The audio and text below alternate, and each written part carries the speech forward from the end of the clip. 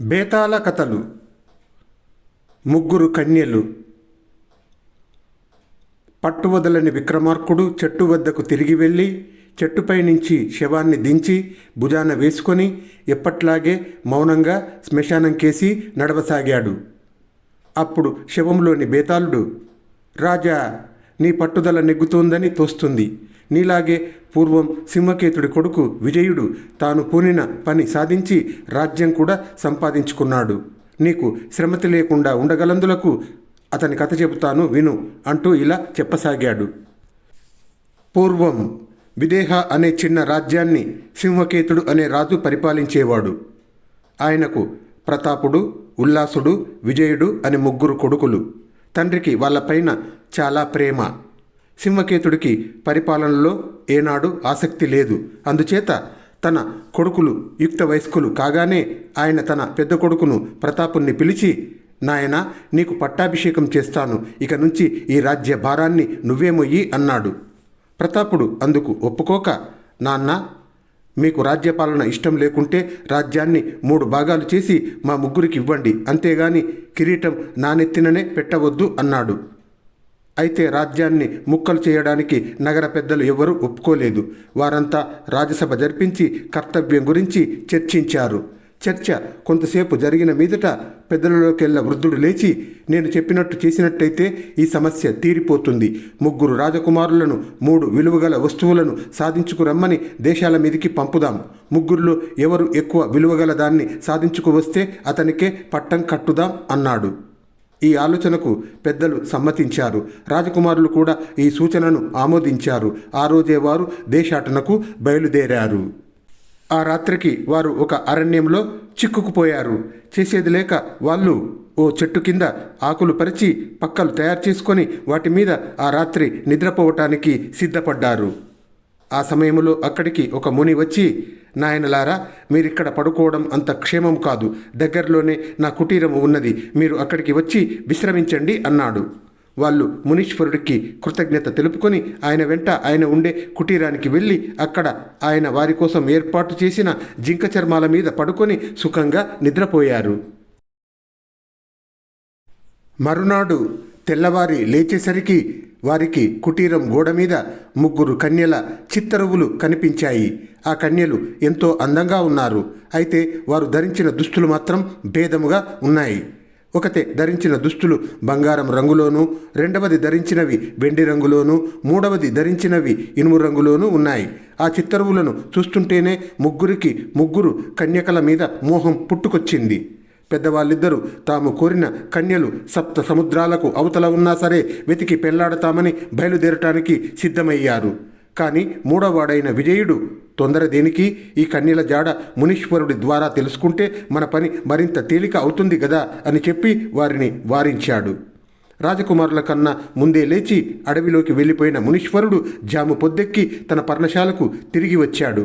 ఆయన వచ్చిన సంగతి కూడా గుర్తించక రాజకుమారులు తాము మోహించిన కన్యల చిత్తరువులకేసే చూస్తున్నారు. తదేకముగా ఆ చిత్తరువులను చూస్తున్నారెందుకు? ఆ కన్యలు లభ్యం అయ్యేవాళ్ళు కారు, వారి వద్దకు పోవటం అపాయకరం అన్నాడు మునీశ్వరుడు వాళ్లతో. స్వామి, ఈ కన్యల కొరకు మేము ప్రాణాలనైనా అర్పించటానికి సిద్ధంగానే ఉన్నాం. వారెక్కడ ఉండేది మీరు చెప్పండి అన్నారు రాజకుమారులు. చెప్పమంటే చెబుతాను, మీరు వారున్న చోటికి వెళ్ళవచ్చు, కానీ ప్రాణాలతో తిరిగి రారు అన్నాడు మునీశ్వరుడు. అయినా వాళ్ళు తమ నిశ్చయాన్ని మార్చుకోలేదు. అప్పుడు మునీశ్వరుడు ప్రతాపుణ్ణి తన వెంట అవతలికి తీసుకుపోయి, నాయనా, నిన్ను ఆకర్షించిన కన్య బంగారు కన్య. ఆమెను చేరే పద్ధతి చెబుతాను, శ్రద్ధగా విను. నువ్వు ఇప్పుడే బయలుదేరి తిన్నగా పడమటి దిక్కుగా వెళ్ళు. సూర్యాస్తమయం వేళకు నీకు ఒక సెలయేరు తగులుతుంది. దాని ప్రవాహం వెంబడే వెళ్తే ఒక చిన్న వంతెన వస్తుంది. అక్కడ ఉండే పదును రాయి తీసుకొని దానితో నీ అరచెయ్యి కోసుకొని నీ రక్తం 3 బొట్లు సెలయేటి ప్రవాహములో రాల్చి బంగారు కన్య వద్దకు వెళ్ళే దారి తెరుచుకోవాలి అను. వెంటనే నీకు బంగారు మెట్లు కనిపిస్తాయి. ఆ మెట్లు ఎక్కి వెళితే నీకు ఒక బంగారు తలుపు, పక్కనే కొయ్య తలుపు కనిపిస్తాయి. ముందు కొయ్య తలుపు తెరుచుకొని లోపలికి వెళ్ళు. లోపల ఒక బంగారు కూజా ఉంటుంది. దాన్ని తీసుకొని యువతలికి వచ్చి బంగారు తలుపు తెరిచి లోపలికి వెళ్ళు. అక్కడ నీకు బంగారు కన్య కనిపిస్తుంది. ఆమె మీద జాడీలో ఉండే ద్రవం చల్లు. అప్పుడు బంగారు కన్యతో పాటు బంగారమే నీకు సిద్ధిస్తుంది. నీకు శుభం కలుగుగాక, వెళ్ళు అని అన్నాడు. ముని చెప్పినట్టే ప్రతాపుడు పడమరగా బయలుదేరి సూర్యాస్తమయం వేళకు సెలయేరు చేరాడు. సెలయేరు వెంబడి అతను వంతెన ఉన్న చోటు చేరుకొని బంగారు కన్య వద్దకు వెళ్లే దారి తెరుచుకోవాలి అన్నాడు. కానీ ఏమీ జరగలేదు.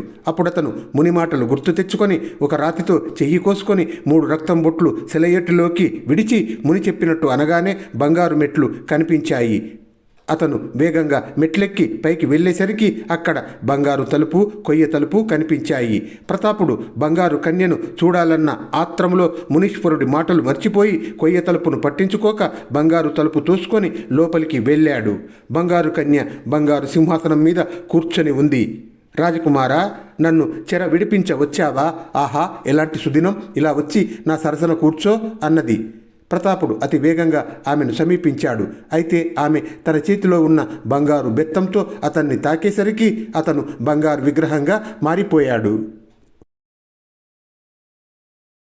అరణ్యములోని పర్ణశాలలో మునీశ్వరుడు ప్రతాపుడి కోసం వారం రోజులు ఎదురుచూసి నిరాశపడ్డాడు. మిగిలిన 2 రాజకుమారులు తాము మోహించిన కన్యల కోసం బయలుదేరాలని తొందరపడుతుంటే ఆయన వారితో వెళ్ళకండి, ప్రతాపుడు నశించాడు అని చెప్పాడు. కానీ ఉల్లాసుడు ఏమైనా వెళ్ళి తీరాలని పట్టుబట్టాడు. ముని అతన్ని అవతలికి తీసుకుపోయి వెండి కన్యను చేరే మార్గం ఇలా చెప్పాడు. సూటిగా దక్షిణముగా వెళ్ళు. మిట్ట మధ్యాహ్నం అయ్యేసరికి ఒక కొండ వస్తుంది. ఆ కొండ క్రింద ఒక జమ్మి చెట్టు ఉంటుంది. ఆ జమ్మి చెట్టుకు ఒక వెండి బెత్తం కట్టి ఉంటుంది. ఆ బెత్తాన్ని తీసుకొని దాని కింద నేలను కొట్టావంటే దారి తెరుచుకుంటుంది. ఆ ద్వారం గుండా వెళ్ళితే ఒక వెండి కుటీరము, ఒక వెండి మల్లె పొద కనిపిస్తాయి. ఆ పొద మీద ఒక వెండి పంజరంలో వెండి పక్షి ఉంటుంది. ముందుగా ఆ వెండి పక్షిని తీసుకొని వెండి కుటీరం ప్రవేశించు. అక్కడ వెండి కన్య సింహాసనం మీద కూర్చొని ఉంటుంది. వెండి పక్షి ఈక ఒకటి తీసి వెండి కన్య మీదికి విసురు. అప్పుడు ఆమె శక్తులన్నీ పోయి నీకు స్వాధీనము కావటమేగాక వెండి అంతా నీ అధీనమవుతుంది. ఉల్లాసుడు ముని చెప్పినదంతా తనకు గుర్తు ఉంటుందని చెప్పి ఆయన ఆశీర్వాదాన్ని పొంది బయలుదేరాడు. సరిగ్గా సూర్యుడు నడి నెత్తికి వచ్చేసరికి అతను కొండ దగ్గర ఉన్న జమ్మి చెట్టు చేరాడు. దానికి వేళ్లాడుతున్న వెండి బెత్తాన్ని ఊడదీసి అతను నేల మీద కొట్టేసరికి సొరంగం ఏర్పడింది. దాని వెంబడి అతను వెండి కుటీరం చేరుకొని అక్కడే ఉన్న వెండి మల్లె పొదను, పంజరాన్ని, పక్షిని గమనించకుండా వెండి కుటీరం ప్రవేశించాడు. అక్కడ అతనికి వెండి కన్య సింహాసనం మీద కూర్చొని కనిపించి దగ్గరికి రమ్మని ప్రేమగా పిలిచింది. కానీ అతను సమీపంగా రాగానే అతన్ని వెండి బెత్తంతో తాకి వెండి ప్రతిమగా మార్చేసింది. మరో వారం గడిచింది. అరణ్యములో ముని పర్ణశాలకు ప్రతాపుడు గాని ఉల్లాసుడు గాని తిరిగి రాలేదు.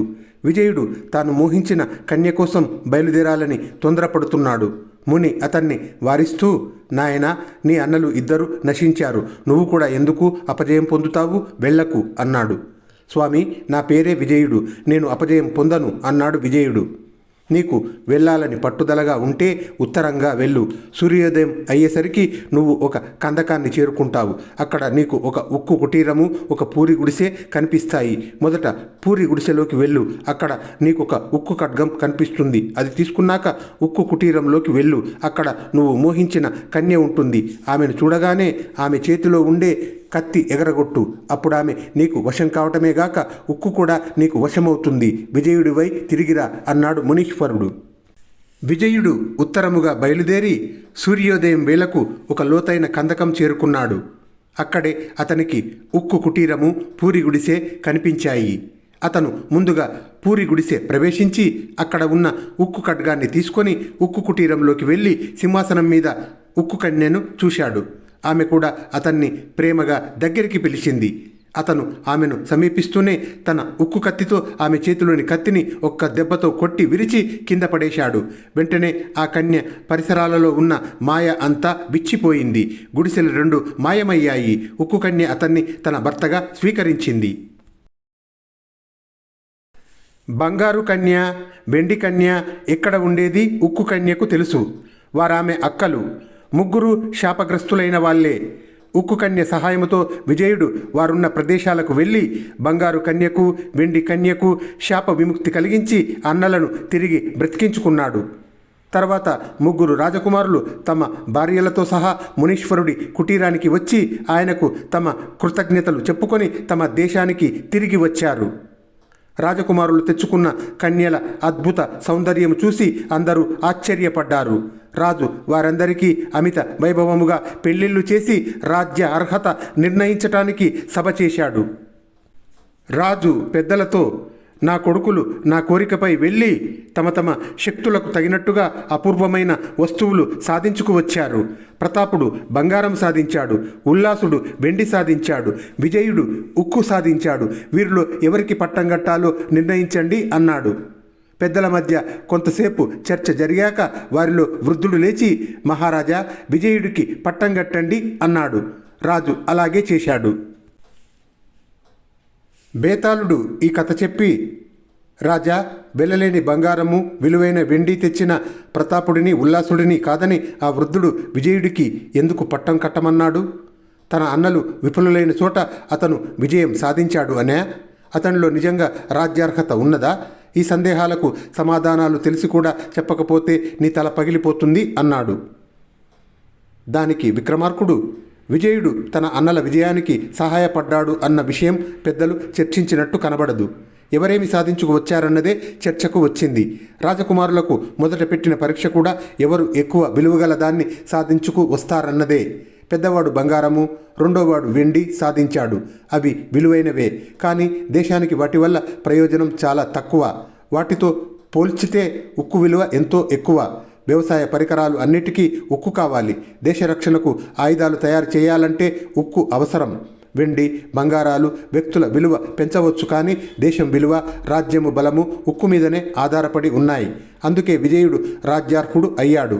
అన్నలతో పోలిస్తే అతను రాజ్యానికి అర్హుడే. అన్నలు తాము మోహించిన కన్యల కోసం ఆతృతపడి ముని చెప్పినట్టు చేయకుండా అపజయాన్ని పొందారు. తమ చేతిలో ఉన్న విజయాన్ని కూడా సాధించలేకపోయారు. ఈ లోపం విజయుడిలో లేదు అన్నాడు విక్రమార్కుడు.